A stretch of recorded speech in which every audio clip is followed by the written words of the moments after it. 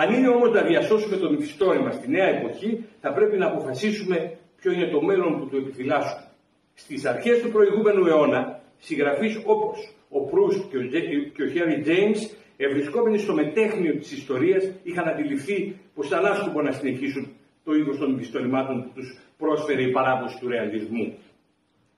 Αναγκάστηκαν έτσι να επαναπροσδιορίσουν τις σχέσεις τους με τη λογοτεχνία, αλλά και με τον ίδιο τον αναγνώστη. Χαρτογράφησαν νέες, ανεξιχνίαστες περιοχές της ζωής, αλλά και της ανθρώπινης ψυχής, τις οποίες τους ακολούθησαν πρώτοι οι μοντερνιστές.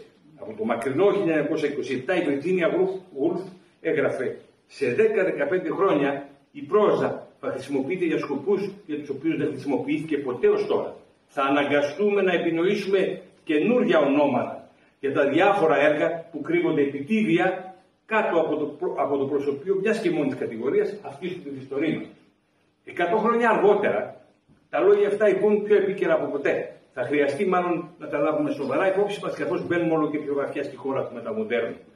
Το μυθιστόρημα μπαίνει μαζί μας σε μια νέα πρωτόφαντη εποχή, με τη γενική αίσθηση ότι στις δεκαετίες που προηγήθηκαν καταχράστηκε τη σημασία έργων που πιθανόν να μην ήταν καν μυθιστορήματα με τη στενή έννοια του όρου.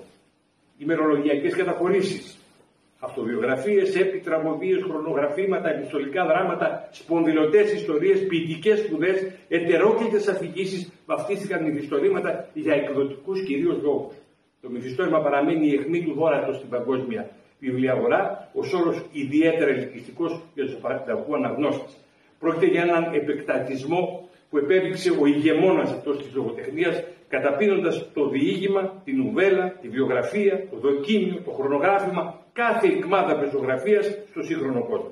Και αυτόν τον επεκτατισμό του καλείται σήμερα να πληρώσει, αντιμετωπίζοντας τη δυσπιστία και την εχθρότητα της ακαδημαϊκής κοινότητας και των κριτικών. Το μυθιστόρημα είναι πράγματι ένας γοητευτικός καταπατητής εκτάσεων που ανήκουν σε άλλα γραμματιακά είδη. Αλλά αυτή είναι και η φύση του. Δεν είναι τυχαίος ο ορισμός που έβρεσε ο Αλμπέρ Καμί, λέγοντας πως το μυθιστόρημα είναι φιλοσοφία σε εικόνες. Αυτό είναι άλλωστε και το μυστικό της μακροζωίας του. 2 αιώνες τώρα κατακλείζει τα ράφια στα βιβλιοπωλεία και στις βιβλιοθήκες μας, έχοντας αποδείξει πως η μεγαλύτερη αρετή του μυθιστορήματος είναι να προσαρμόζεται κάθε φορά στα νέα δεδομένα. Και με αυτή την αρετή θα πρέπει να συνεχίσει αν θέλει να διασωθεί και στο αύριο. Η αλήθεια είναι ότι το μυθιστόρημα αντιμετωπίζει σήμερα τις μεγαλύτερες προκλήσεις από καταβολής του.